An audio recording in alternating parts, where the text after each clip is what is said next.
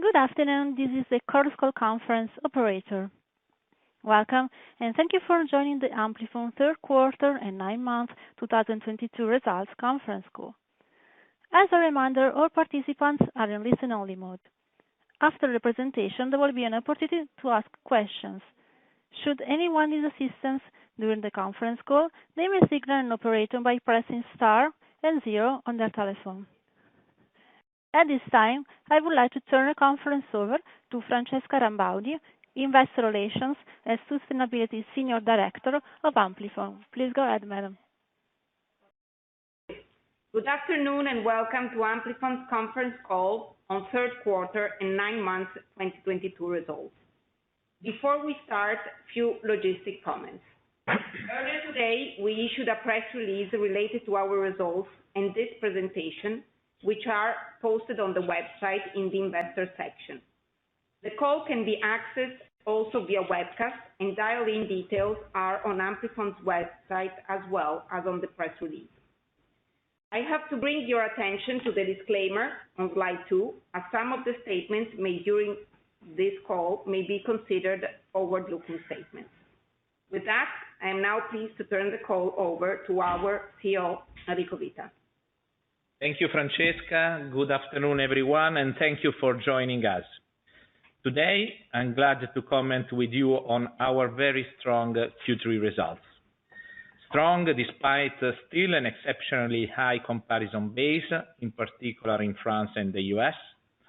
Strong results also despite some contingent issues from July to mid-August in Australia and New Zealand due to the last wave of COVID-related infections affecting customers and staff, and also in South Europe due to an exceptionally heat wave, in particular in Italy and Spain. In this scenario, we posted a double-digit revenue growth supported by a strong organic growth. In fact, our revenues increased by 12.1% at current exchange rates and plus 8.5% at constant exchange rates. The organic component of the growth was also very positive, at plus 3.5%. In this context, once again, I cannot avoid highlighting our performance in the US, where our growth, led by Miracle-Ear, was again very strong and well above the market's growth, which reported a minus 3% contraction in the period, although on a very high comparison base. We significantly outperformed the market also on a global level, and we gained material market share in almost all our core markets. Finally, definitely an excellent quarter in terms of profitability. The increase in profitability of 50 basis points is without a doubt remarkable, also considering the last year exceptionally high comparison base also in terms of EBITDA margin. This result was possible thanks to a rigorous and decisive approach to our cost, but without giving up on our most critical strategic initiatives. With that, I now hand over to Gabriele to give you more colors about our financial performance. Thanks, Enrico, and good afternoon, everybody. Moving to slide number 4, we have a quick look at the group financial performance in Q3, which, as already commented by Enrico, posted a very good set of results, given the exceptionally high comparison base and some contingent factors. In fact, in the quarter, revenues increased double-digit by 12.1% and by 8.5% at constant forex versus Q3 21, despite the well-known remarkable comparable base. In fact, revenues in Q3 2021 were over 19% higher than Q3 2019. The anticipated market contraction in France for the anniversary of the regulatory reform, the COVID impact in Australia and New Zealand from July until mid-August, and the intense heat wave that hit Europe in the same period. Organic growth was 3.5%, well above the market, driven by market share gains. M&A contribution, primarily for Bay Audio consolidation, was 5%. Forex effect was positive for 3.6%, primarily for the US dollar appreciation. EBITDA recurring came in at 109 million euros, with margin increasing by 50 basis points versus 2021 to 21.8%, even after sizable investment in the business, thanks to timely and effective cost management. Moving to slide number 5, we have a look at our financial performance in the 9 months. Revenues were up 11.6% at current Forex and plus 9% at constant Forex versus 2021, with an above-market organic growth at 4.1%, M&A contribution at 4.9%, and a positive Forex impact for 2.6%. EBITDA recurring amounted to almost 370 million euros, up over 13% versus 9 months 21, with margin at 24%, up 40 basis points. Moving to slide number 6, we have a look at the EMEA performance. Revenues at constant Forex grew 1% versus 2021. Organic performance was positive despite a very strong comparison basis, with a Q3 2021 up almost 15% versus 2019. The anticipated contraction of the French market, accounting for around 25% of the European market, which we estimate was down in the quarter around 8% versus the same period of 2021, and the intense heat wave in the July until mid-August period affecting store traffic. EBITDA was 82 million euros, with margin at 26.1%, 60 basis points higher than Q3 21, thanks to timely and effective cost management, coupled with the strong operational efficiency. In the 9 months, revenue growth was 3.6% at current Forex and 3.1% at constant Forex, of which 2.4% organic.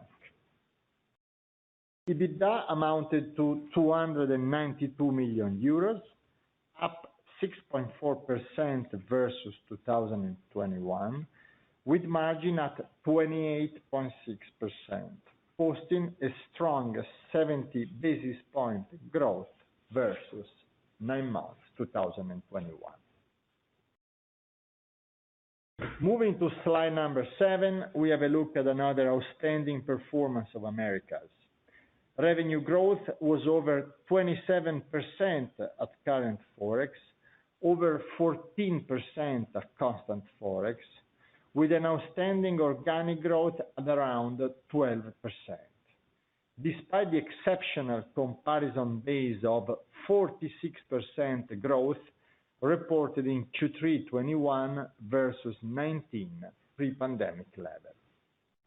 Once again, the US posted an excellent and well above market organic growth, driven by Miracle-Ear and further boosted by its direct retail business. Excellent organic growth was also reported in Latin America. M&A contribution, primarily related to US and Canada, was 2.5%. Forex effect was positive for around 13% due to the strong dollar appreciation versus euro. EBITDA amounted to circa 25 million euros, posting a 24% growth versus 2021, with a margin at 24.6%, after strong investments in the business. In the 9 months, revenues were up 25.8% at current Forex and over 15% at constant Forex, driven by an excellent organic growth of 12.6%. EBITDA amounted to 73 million euros, posting a 27% growth versus Q3 21, with margin at 26%, up 10 basis points. Moving to slide 8, we have a look at Asia Pac, where we had an excellent revenue performance despite still high COVID infections, mainly in Australia and New Zealand in the first part of the quarter.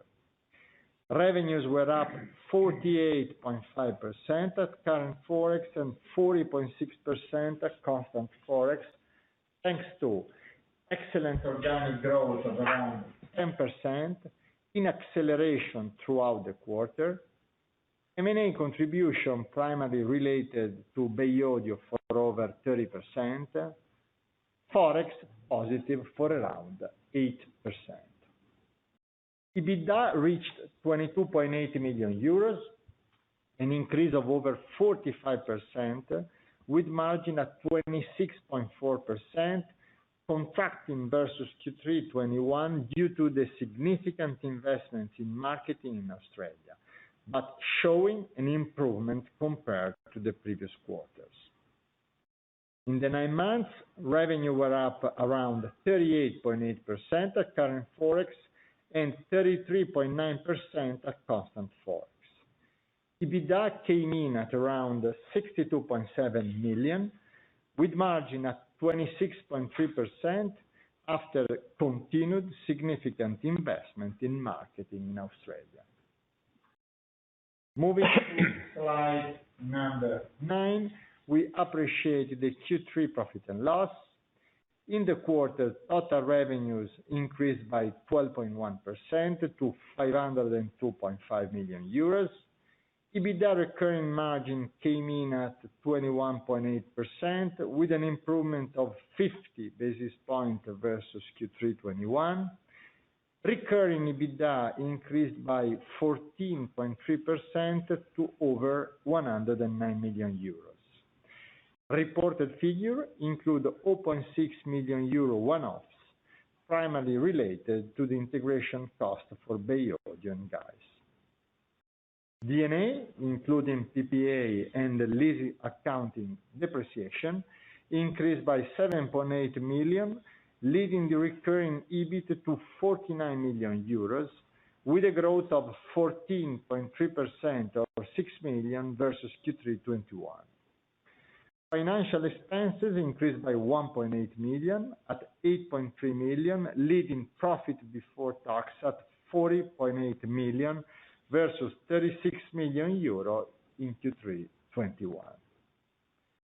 Tax rate slightly decreasing versus last year led to a recurring net profit of 29.7 million euros, posting an over 12% increase versus last year. Moving to slide number 10, we see the 9 months profit and loss evolution. Total revenues increased by 11.6% to 1.54 billion. Recurring EBITDA increased by 13.3% to 370 million euros, with margin at 24%, with an improvement of 40 basis points versus 9 months 21. Reported figures include around 6 million euros one-off cost, primarily related to Bay Audio and Guys integration. D&A, including PPA and the lease accounting depreciation, increased by around 19 million, leading recurring EBIT to around 191 million, with a growth of 14.6% or around 25 million versus last year. Net financial expenses accounted for over 25 million euros, with an increase of around 5 million versus 9 months 21. Being the Amplifon financial debt almost entirely fixed interest rate, the increase is substantially due to the following reason. While the 9 months 21 comparison base benefited from the profit realized on the sale of the Irish subsidiary, 9 months 22 are impacted by the application of the inflation accounting in the Argentine subsidiary, by the change to the fair value of the GAES loan after the refinancing that had generated a 4.6 million euro income at the end of 2021, and by the negative impact of interest rate increase on leases. Profit before tax came in to around 166 million euros from around 146 last year, posting therefore a 14% increase. Tax rate ended at 27.7%, leading recurring net profit at circa 120 million euros, with an increase of 14% versus 21. Moving to slide number 11, we can appreciate the cash flow evolution. Operating cash flow after lease liabilities was in the period equal to 218 million euros, substantially in line with the exceptionally high figure of 219 million in 2021, which was over 90 million higher than the 127 million euro pre-pandemic figure achieved in the 9 months 2019. Net capex increased by 17 million to 75 million euros, leading free cash flow to around 143 million versus 161 million of 2021 highly comparative figure, which was over 130% higher than the around 69 million euro pre-pandemic figure achieved in 2019. Net cash out for M&A was around 52 million, driven by bolt-on acquisition, primarily in France, Germany, and China. Following the strong buyback of 1.2 million shares, or 43 million euro cash out in the period, and the dividend distribution for 58 million euro, net cash flow for the period ended negative for 10 million euros versus positive 19 million euros in 9 months 2021. NFP ended at 882 million, slightly increasing versus year-end 21, after around 230 million euro investment in capex, M&A, buyback, and dividends. Moving to slide 12, we have a look at the debt profile trend and key financial ratios. As mentioned, the net financial debt closed at 882 million euros, with liquidity accounting for 218 million euros, short-term debt accounting for around 197 million euros, and medium long-term debt accounting for around 900 million. This confirms the very strong financial profile of the group, with a financial headroom of over 460 million euros, including the undrawn revolving credit facilities. Following the IFRS 16 application, lease liability amounted to 471 million, leading the sum of net financial debt and lease liability to 1.35 billion. Equity ended up at around 1.025 billion, with an increase of around 100 million versus December last year. Looking at financial ratios, net debt over EBITDA ended at 1.61 times, improving versus 1.68 times at December 2021, and net debt over equity ended at 0.86 versus 0.94 at the end of last year. I would now hand over to Enrico for the outlook and closing remarks. Thank you, Gabriele. We are at the end of today's presentation. First of all, we are very happy about our results so far. In the first 9 months, our performance was strong, above market, and overall in line with our plans. Then, as you well know, today's external environment is certainly not improving and requires us to be prudent. In light of this, as we approach the year end, we can give you today a more detailed outlook for the full year, as we expect revenues in the region of 2.15 billion euros and profitability in the region of 25%. This outlook reflects the already anticipated sales for Bay, now at circa 70 million euros, due to the well-known impact of the last wave of COVID infections during the Australian winter. Looking further ahead, let me conclude by underlining once again that I firmly believe Amplifon is today, and more than ever, best positioned to turn again any future scenario into an opportunity to strengthen further our global leadership as we did during the last pandemic. With this, I hand over again to Francesca. Thanks, Enrico. I kindly ask operator to open today's Q&A session. Please kindly limit your question to maximum 2 initially, in order to give everybody the opportunity to ask questions. Now I turn the call over to the operator to open for Q&A. Thank you. Thank you. We will now begin the question and answer session. Anyone who wishes to ask a question may press star and 1 on their telephone. To remove yourself from the question queue, please press star and 2. Please pick up the receiver when asking questions. Anyone who has a question may press star and 1 at this time. The first question is from Niccolò Storer of Kepler. Please go ahead. Good afternoon, everybody. 2 questions on the new guidance. So the first one on revenues. If my calculations are right, basically your new guidance implies an organic growth for Q4 similar to the one we have seen in Q3.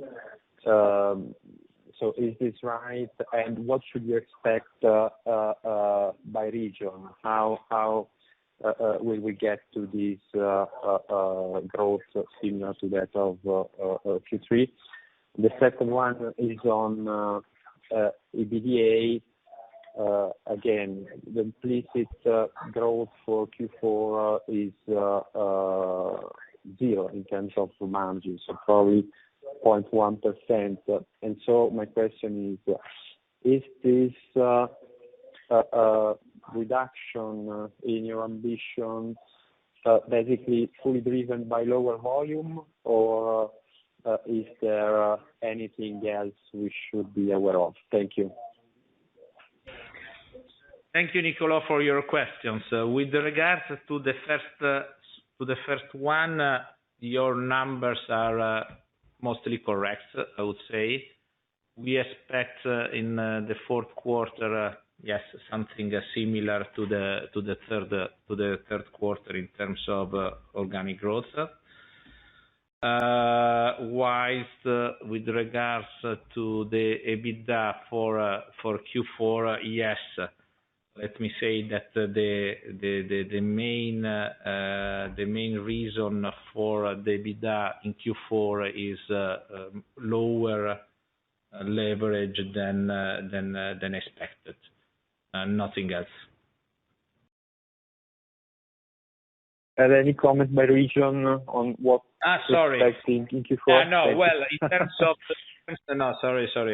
In terms of trend by region, you should expect a similar trend than Q3. So US leading the way in terms of growth.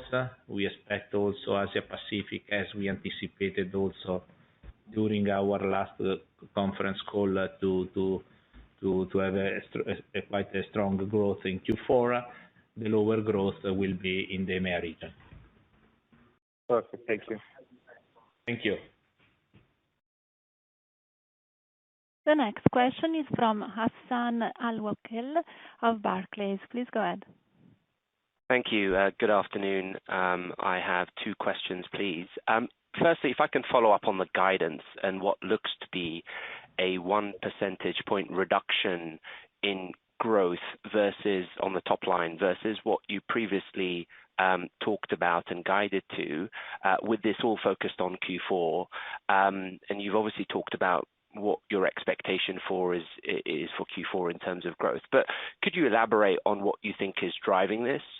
What have you observed in September or indeed October, given, Enrico, you were relatively happy with the performance when we last met in Milan in mid-September. So I'd love to get some unpacking of that, please. And then secondly, could we talk a bit about the strength in the Americas and what to your mind is really driving this, and whether you expect to continue to gain share into Q4 in 2023, given particularly softening comps in Q4? Yeah, absolutely. Thank you for your question. So let me start by saying that I'm still extremely happy about our performance so far. I think that nobody can say differently than our first 9 months were very strong. We have delivered better results, I think, than anybody else, and we have gained market share. So I can definitely confirm that I'm extremely happy about our 9 months so far. Then with regards to your question, and yes, it's let's say 1% difference. 1% is what? Nothing, to be honest with you. What I mean is that in consideration of the external scenario that you know very well, and also in consideration of the fact that we already anticipated that the Bay Audio revenues are going to be more in the region of 70 rather than in the 80, due to the fact that during the last Australian winter, of course, the business was affected by that, as any other business in Australia. And also, if you also consider that in terms of M&A, we are year to date at about 50 million. We, as you know, our target for the year is 100 million. So we are a bit late on that. However, we are working, and I'm pretty confident that we can close the gap in terms of M&A investment for the year. So we are quite confident to be close to 100 million as originally planned in terms of investment for M&A. But of course, being some months late, this acquisition will not deliver the expected revenues. So these are, let's say, the main reason for this. But I would like to stress once again that we are speaking about basically very, very small difference in a scenario which is, I'm sure that you would agree with me, is also getting more volatile than just a few months ago. With regard, please. Sorry, go ahead. No, I was going to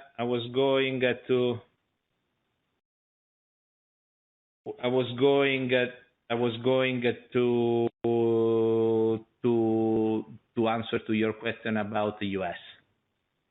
And with regards to the US, yes, we are very happy about our performance. Clearly, we have outperformed the market also in this quarter. I think that is a combination of, in particular, good performance in terms of our direct operated stores, where we continue to improve the performance significantly.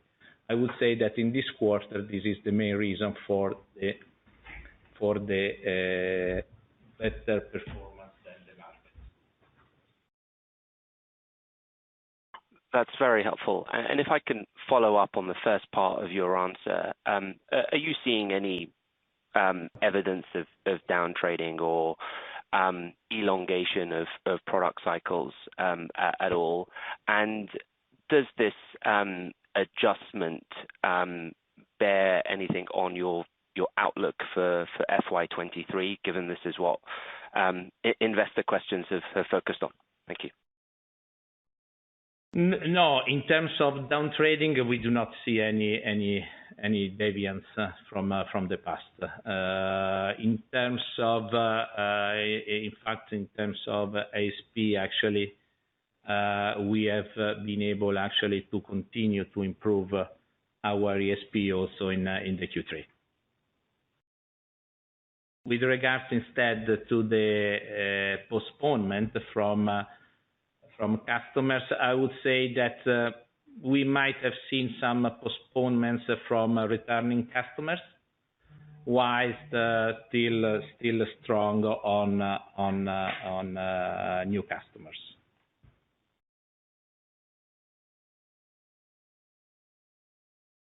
And to your mind, does this change your outlook into next year? With regards to 2023, I think it's very early actually to make any kind of new outlook for next year. I mean, there are still many moving parts, and I do not have enough elements to change our view. Clearly, for next year, we can also say that on a positive note, I expect the pricing to play a positive role. Also, so at the moment, I can't really tell you anything else than this, to be honest. Very helpful. Thank you.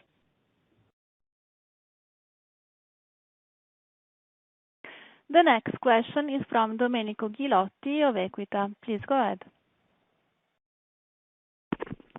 Can you hear me? Yeah. Hi. A few questions. First is on the profitability in the US, in the sense that with such a strong organic performance, then margin was not really showing any operating leverage. You were mentioning extra investment in marketing, I presume. Do you expect to continue with these extra investments, or are you prioritizing top line versus profitability in the next few quarters? And the second question is, are you seeing in general, not and particularly in the US, but in general, what level of cost inflation or labor inflation are you seeing, and when do you expect to start to apply some price increases that you were mentioning in the previous answer? Yeah. So with regards to Americas, yes, definitely. I mean, our strategy in America, as you know very well, is to continue to grow faster than the market. So the priority number one for us will be to outperform the market in terms of growth, and therefore to continue to gain market share. With regards to the profitability, it is true that in Q3, actually, the profitability was lower, but if you look at the 9 months, our profitability in the US was above last year, I think about 10 basis points, which is something that I feel very fine with. Yes. So as I said many times, for us, the US is a growth opportunity, maybe the most important opportunity for the group, and therefore the priority there is on growth. With regards to the part related to inflation, I would say that so far the impact from cost inflation has been minimal. As you know very well, I can say basically nothing from suppliers, both direct and indirect. And I think that we mentioned also a few times that for next year I do not expect any inflation on this regard, also because in terms of direct cost, so cost for hearing aids, we have been able actually to conclude some important contracts with some of our main suppliers with price reduction. The main topic in terms of inflation is labor cost. This year, of course, we have been able actually to limit the labor cost impact. There will be an impact clearly next year, as you would expect, but we are also planning to have some price increase in order to offset this labor cost inflation. In terms of when we will see the impact, this year we have made some small adjustments. So the main result from the price will be next year. Okay, and the reaction to this small adjustment that you introduced in the U.S. market, is there in the market? No, we have not seen any, because clearly we can look at it looking at conversion rates in the stores, and they are not have not been affected. So they are passing. Okay, yeah. Thank you. Thank you. The next question is from Veronika Dubajova of Citi. Please go ahead. Thank you guys for taking my questions. I'll keep it to two. Good afternoon. One, maybe Enrico, I can just follow up on the comments you've made on wage inflation. As far as 2023 is concerned, just point of clarification, do you hope to mitigate the wage growth with price increases, or is your opinion at this stage that you can fully offset the wage growth that you expect next year with price increases? That would be great if you could clarify that. And then my second question is just sort of a follow-on on the market environment. And I know folks have asked about down trading, but I guess my bigger question is in volumes. And if you can give us a little bit of flavor of what you've seen in October. I mean, I appreciate the month hasn't fully finished, but you were the first to report. And if you can comment maybe on the type of volume growth you're seeing in Europe, in the U.S., and in Australia and New Zealand as far as October is concerned, that would be great. Thank you. Yeah. So, no, in terms of pricing, yes, of course, the goal is to fully offset the impact of the inflation on labor cost. This is absolutely the goal for next year. With regards to the second part of the question, and therefore the volume, let me say that we see a very volatile market. What I mean is that if I look back to Q3, July was not good, in particular at the end of July. August was so-so. September was very strong. Then October started slower. So there is not, in my opinion, a clear pattern, which is also one of the reasons why we think and we feel more appropriate to be prudent about the Q4, because volatility is certainly a characteristic that we see in the market at this moment. With regards to US, Australia, and New Zealand, yes, I expect growth to continue in all these three countries that you mentioned, also in Q4. Let me say that EMEA, Europe, is the region where clearly we see slower growth, as you have seen also in our Q3 result. And as I said before, we expect the same kind of pattern also in Q4. That's very helpful. And then if I can just follow up on the wage growth. I mean, what are your expectations for wage inflation for next year, specifically? Yeah, let's say that on top of our usual 1-2%, we could see an additional 1-2%. Okay, so you kind of go from 1 to 2 to 2 to 4. That's your expectation at this stage. Yeah. Okay. That's helpful. Thank you very much. Thank you. The next question is from Julien Ouaddour of Bank of America. Please go ahead.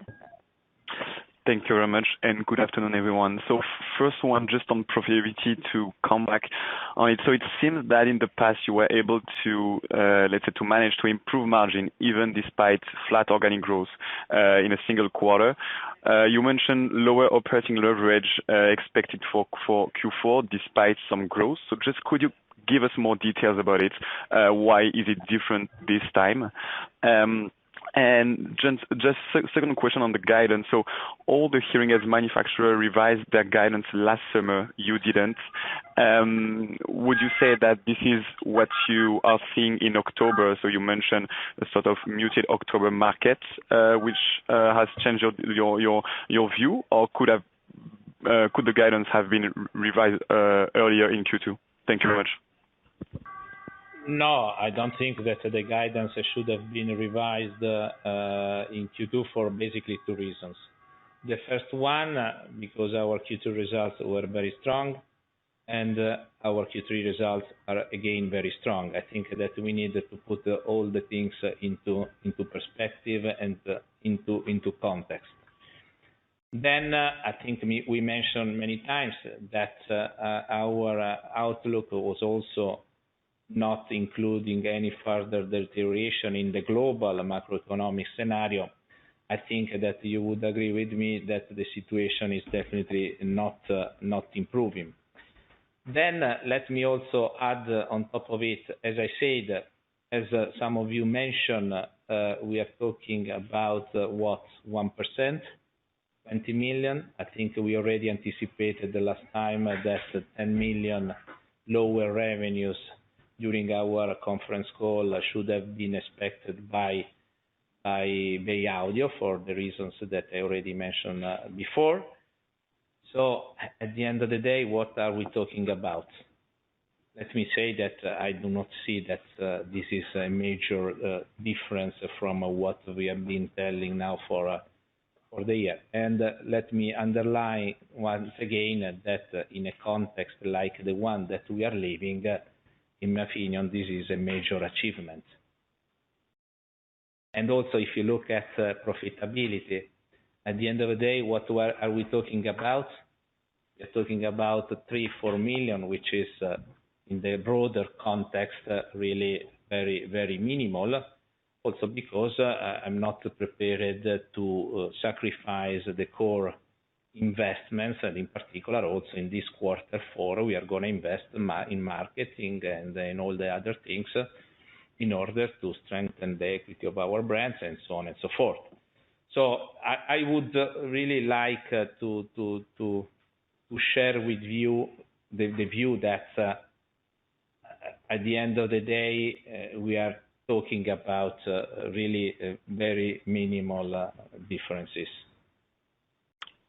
Thank you, Enrico. Just if I can squeeze one quick follow-up. I know you don't want to, let's say, comment about 2023, but when we look at the current run rates in Q3 and what you expect for Q4, it seems that basically the market won't grow at the normal 4 to 5% next year. So just to be sure that you agree with this, and if you have any other comment about it, it would be super helpful. Thank you.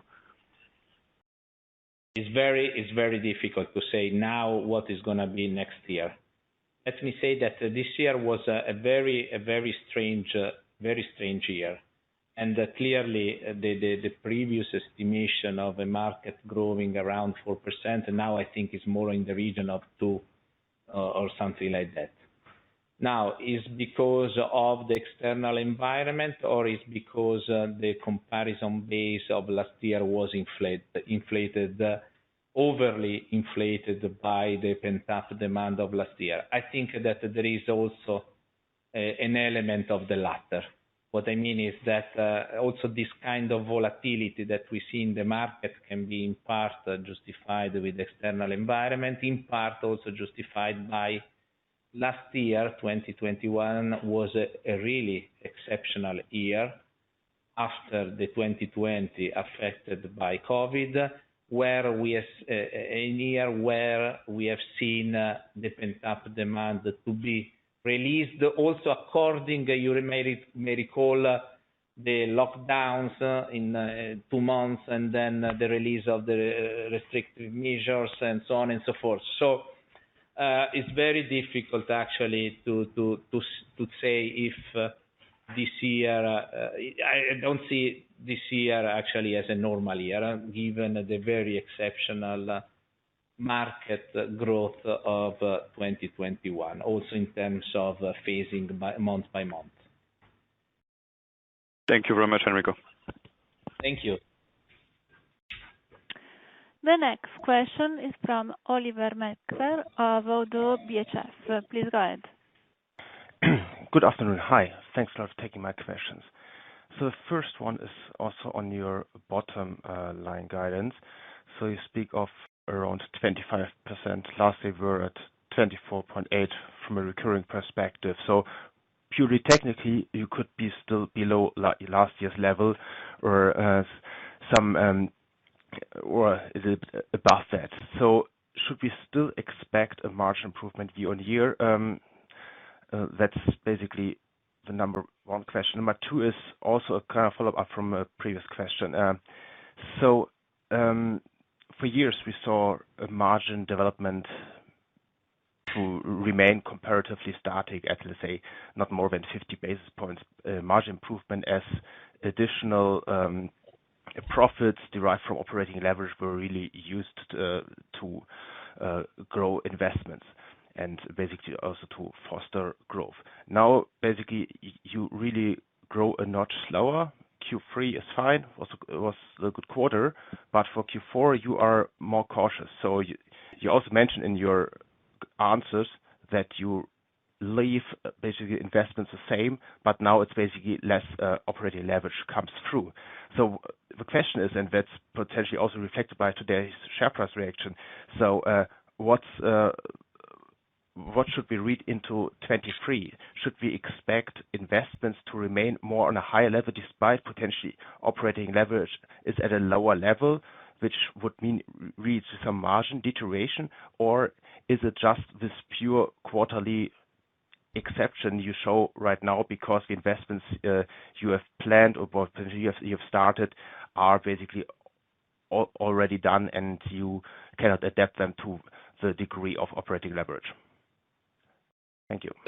Thank you for the question. Now, let me say, first of all, you might recall that in 2021 we delivered the 24.8% profitability. Now we are saying in the region of 25%. So definitely is an improvement versus last year. Also, which is, in my opinion, again, a remarkable result if you consider that last year our profitability increased by almost 200 basis points. So to continue to grow in profitability, in my opinion, is a very good achievement. Then, with regards to next year, is as I said, I do not have today any element to say anything else than what we have said in the past, which is from one side on the revenue, from a revenue point of view, we aim to continue to grow above the market, well above the market, and we have also delivered this in these first 9 months of this year, and we are also envisaging same kind of situation also in the quarter 4. With regards to profitability, we have already said that our goal is to continue to improve profitability year on year, and this doesn't change as a goal for us. Then, let me say once again, you know very well the external environment. If there will be major deviation in terms of macroeconomic outlook, etc., we'll see. But our goals remain unchanged for the time being. Okay. One if I follow. add, I mean, we are discussing about 20 basis points, the difference from the 25.2 and the broad 25%, which is, as Enrico mentioned, 4 million in a situation where, geopolitical scenario is completely different from what it was in the past. If I look a little bit more, in a more stabilized scenario, I believe it's a super result, and I don't see in the long term anything affecting the profitability of the group compared to which were the expectation of every single analyst before. We have to take in mind where we stand and how normally the economy is developing. Okay, but as just a follow-up, a very general question. So going forward, would you say that investments have a higher priority, or that basically the goal to improve margin by 40, 50 basis points per year has a higher priority? Look, I am not changing what is our, let's say, long-term goal, which is from one side to continue to grow above the market growth, from the other side to continue to improve profitability year on year. This is our goal. Now, about 2023, I would be very happy to discuss with you at our call at the beginning of March, when we will also have more elements to give you more detail. But the goal remains the same. Okay, that's a good clarification. Thank you very much. Thank you. The next question is from Robert Davies of Morgan Stanley. Please go ahead. Thank you for taking my questions. I had a couple. One was just on the EMEA region. Just if you could flesh out the margin improvement you saw there on flat organic growth. I know you made a comment, I think, in the release talking about operational efficiency and cost management, but was there any headcount reductions in there to sort of bring that margin up? No. We are not planning anything like that. Absolutely not. We are not also in the situation to be obliged, as many other companies announced, to do something like that. So definitely not at all. Okay. Thank you for clarifying. And then just on the APAC region, a similar question to what somebody asked on the Americas earlier, just in terms of obviously strong organic growth and the margin decline there. I know you said you've had some extra sort of reinvestment spend. Could you kind of quantify that so we can get a better idea of what the underlying sort of profitability trends are in that business? How big is the reinvestment spend basically year on year in the APAC region? Yeah, on the APAC region, I think that we are following, in terms of profitability, we are following our plan to continue to improve during the year our profitability quarter over quarter. And this is something that I can confirm to you today. What I mean is that I expect also in quarter 4 to continue to improve our profitability. Then, up to a couple of years ago, basically we were not investing at all on our brands, as you know very well. Then we migrated from National Hearing Care to Amplifon brand because we saw an opportunity to build the leading brand in terms of brand awareness, brand equity in the Australian market. Today, we are spending definitely much more than in the past. I would say that I'm not able to give you a precise number, but clearly today our investments in marketing are growing faster, definitely faster than our top line. Thank you. And then maybe just one final follow-up. Just on the pricing that you're planning to put through, can you just give us a bit more color around the timing of that and if there's any lag between the price increases and when that should sort of hit your P&L? Thank you. Yeah, well, we are planning to implement some pricing actions starting from Q1 next year. And in terms of the lag, is there nothing material that should come pretty quickly after you've done that? Yeah, I would say yes. Maybe you can have a 1 month delay, something like that, but not much more than that. Understood. Okay, thank you. The next question is from Peter Testa of One Investments. Please go ahead. Hi, thank you. The questions will go one at a time. Maybe just following on from that question on pricing and cost.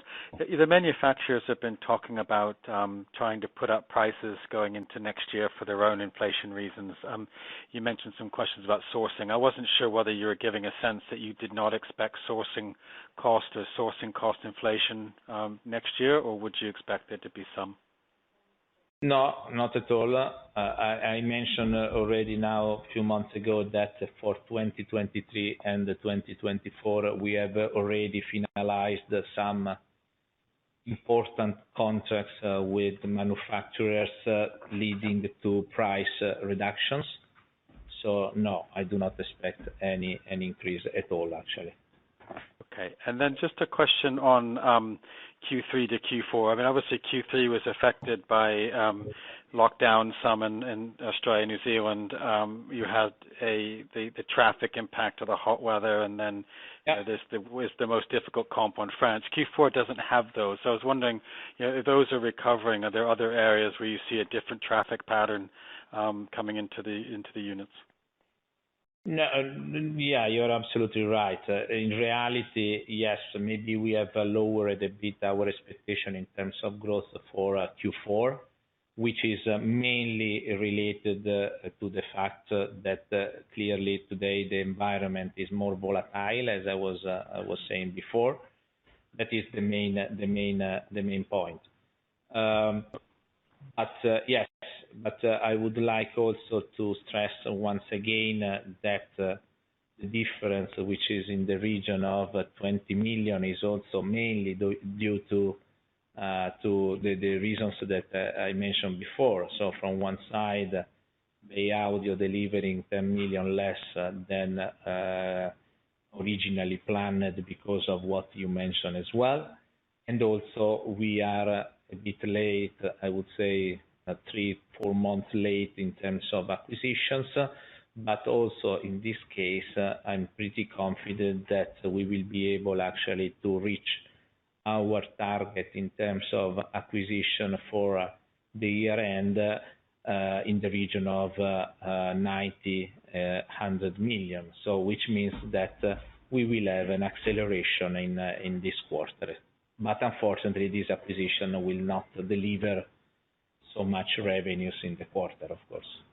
Yeah. Okay. And then the last question, please, was just you mentioned a minute ago that you'd seen slightly less impact or flow of customers replacing or upgrading versus new customers. And I was wondering, also looking at the recent European shows, the innovation rate from the supply industry has been pretty moderate now for about 12-18 months. And I was wondering whether you felt that this was having an impact on replacement, i.e. there's not so much innovation to drive replacement, or whether it was more the economic context, fixed incomes, inflation, and so on. No, I don't think that there is an issue related to the rate of innovation from manufacturers, to be honest. I don't think that this is something that is affecting the renewal from customers. No. Okay. Thank you very much. The next question is from Giorgio Tavolini of Intermonte. Please go ahead. Hi, good evening, and thanks for taking my question. I was wondering if you could give us more update or follow-up on the M&A. Which countries are you targeting for the business acquisitions that you are targeting for the coming months? And in particular in China, if you are targeting to extend the presence, the local presence there, in particular after the recent acquisitions from your competitors in the country. The second question is on the lease liability costs. They are increasing quite materially over the last 2 quarters. Is it driven by the new point of sales that you are adding, even though at a slower pace due to the lower M&A activity or due to the lease inflation? Thank you. Yeah. With regards to the... Thank you for the questions. With regards to the first question, so our strategy in terms of M&A, bolt-on M&A has not changed. So our priorities are definitely from one side the US, in Europe, Germany and France, whilst China continue to be an area of interest for us. Also in China, we are working to expand our network, and also there I'm pretty confident that we can do that through acquisitions also in the coming months. Clearly, our view on China is a more mid to long-term view, and this has not changed. With regards to lease liability, I can already tell you that there is not an element of inflation, but I would leave to Gabriele to maybe give more colors. Of course, I mean, the most important reason is the number of shops. So last year, we included the Bay Audio consolidation starting from Q4. And so Bay Audio was a very important addition to our total number of stores on top of the other bolt-on acquisition that we made during these first 9 months of the year. So the comparison period after the 9 months as this year Bay Audio and other bolt-on, while during last year Bay Audio was not included. So that's the most important reason. No significant impact from inflation. Thank you. Thank you. I would ask maybe operator for just one last question if we have someone else in queue since the hour has passed and then we close. Thanks. Okay, the last question is from Niels Leth of Carnegie Bank. Please go ahead. Thank you and good afternoon. 2 housekeeping questions. First one would be, how much would you expect your non-recurring items you're affecting your EBITDA margin to arrive at for the full year? I can see it was 5.6% at the 9-month period, but a guidance on the full year number would be helpful. Second housekeeping question would be, where do you expect your accounting tax rate to arrive for the full year? And then a third question on the OTC category in the US. So you're still not planning to sell OTC products in your US network, but what are you hearing in terms of the initial takeoff of OTC hearing aids in the US? Thank you. Yeah, I would answer to the last question, and then I'm very happy to leave the first to Gabriele. So with regards to OTC, you know, the new regulation is in place since October 17th. So we're speaking about just a few days. I don't have any kind of feedback, significant feedback actually to report about this first few days of the regulation being in place. So nothing really to report about apart of what has been already mentioned in the past. With regards to the first 2 questions. Starting from the non-recurring item, after the 9 months, we have around 6 million, which is a couple of million per quarter. Usually moving to the Q4, we have some acceleration of this number, but yeah, there will be, of course, the integration of Bay Audio going on, so some acceleration, but we don't see anything exceptional. So instead of 2, maybe 3, 4. Moving to the second question, so the tax rate, we believe the improvement that we have today, which is around the 30 basis point versus the first 9 months of last year, can be a good proxy. Of course, then when you arrive at the end of the year, of the year you make the actual calculation. But I mean, this should be a very sustainable trend of improvement. Great, thank you. Thank you. So this concludes today's call. Thank you for the interest and the attendance, and I kindly ask the operator to disconnect. Thank you everyone. Thank you. Bye. Bye. Bye. Thank you. Bye. Bye. Bye. Thank you. Bye. Bye. Bye. Thank you. Bye. Bye. Bye. Thank you. Bye. Bye. Bye. Thank you. Bye. Bye. Bye. Thank you. Bye. Bye. Bye. Thank you.